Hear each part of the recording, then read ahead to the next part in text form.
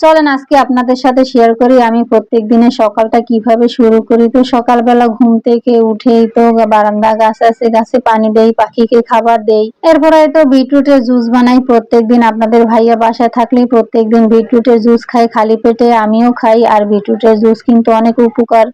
তো যাই হোক, বিটরুটের জুস খেয়ে তারপরে এই তো আবার নাস্তা বানাতে আসলাম। তো এই তো ছেলে মেয়ের জন্য পরোটা বানিয়ে দেবো। আসলে রুটি বানাই কিন্তু তেল দিয়ে ভেজে দেই।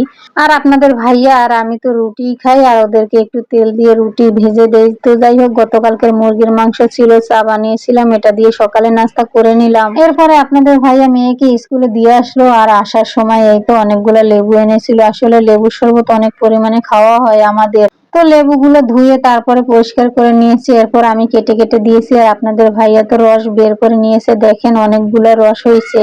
তো এগুলো ছেঁকে তারপর ফ্রিজে আইস করে রেখে দিব। এরপরে যখন শরবত বানাবো তখন বের করে শরবত বানালেই হয়।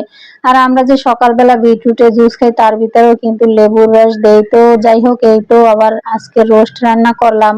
তো বাসায় আমার ছোট বোন ছিল। আসলে বাসায় কোনো মেহমান থাকলে তেমন একটা ভিডিও করা হয় না, একটু তাড়াহুড়া করেই কাজ করতে হয়। তো তারপর একটু অল্প ক্লিপ নিয়ে রেখেছিলাম।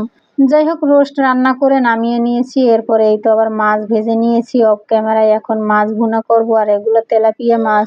আসলে বাসায় কোনো মেহমান আসলে মনে হয় কত কিছু রান্না করি, কত কিছুই মনে হয় লাগবে। আসলে তারপরে সবগুলো খাবারই থেকে যায়, তারপরে মনে হয় যেন কি করিনি কি করিনি।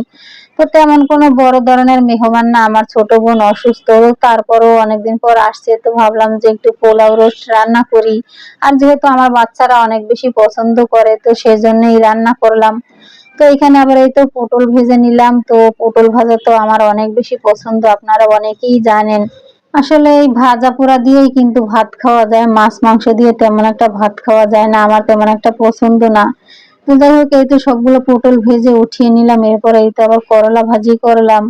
আর করলা ভাজি তো আমি 3 বেলাই খেতে পারবো, আমার করলা ভাজি এত বেশি পছন্দ। করলা ভাজি বা করলার তরকারি সবই আমার ভালো লাগে।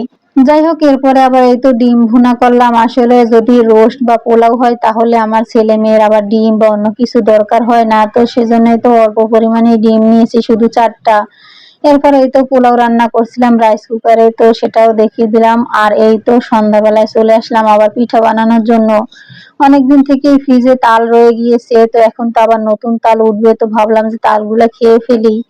তো এখানে এই তো চালের গুঁড়া দিয়ে দিলাম, তাল চিনি সবকিছু দিয়ে এই তো মাখিয়ে নেব। আর তালের পিঠা কিন্তু খেতে ভালোই লাগে। আপনাদের ভাইয়ের আবার তালের পিঠা অনেক বেশি পছন্দ। তো যাই হোক, এই তো তালের পিঠা একে একে সবগুলোই ভেজে উঠিয়ে নিব। তো আজকের ভিডিওটা আপনাদের কাছে কেমন লেগেছে অবশ্যই কমেন্ট করে জানাবেন। তো আজকের মতো এখানেই বিদায় নিচ্ছি। আল্লাহ হাফেজ, আসসালামু আলাইকুম।